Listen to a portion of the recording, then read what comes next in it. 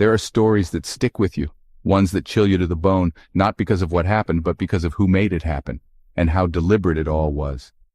Today, I'm telling you about the murder of 19-year-old Jaylon Eberhardt in Catoosa County, Georgia, a crime so cold, callous, and calculating a jury had no trouble handing down 3 life sentences.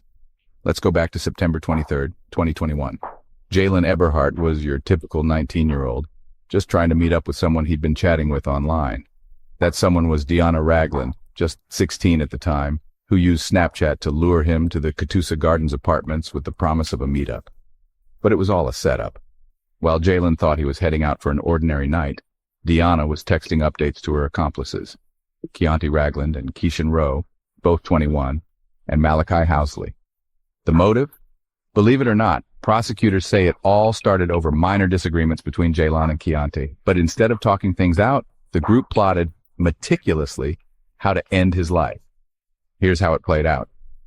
Deanna encouraged Jaylon to come over, guiding him closer.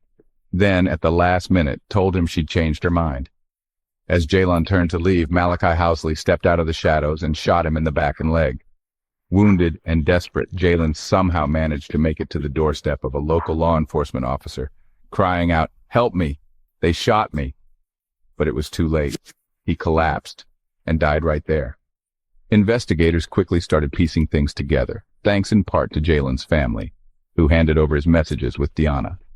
Police got search warrants and found a treasure trove of evidence on the phones of Rowe and Housley, text messages and social media chats that laid out the entire murder plot. But the deception didn't end with the crime. After Jaylon's death, Deanna and Keontae both denied knowing anything, with Deanna even pretending to be shocked and upset when told Jaylon had died. Eventually, the truth came out. Malachi Housley confessed and pleaded guilty in June 2023, receiving a life sentence.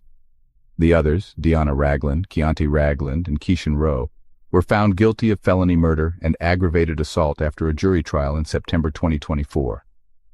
All were sentenced to life behind bars. This story is a chilling reminder of how technology can be weaponized and how senseless violence can shatter lives in an instant. If there's anything to take from this case, it's to trust your instincts and never underestimate the lengths people will go when anger festers into something darker. Stay safe, everyone, and remember, sometimes the most dangerous threats come from those who know you best.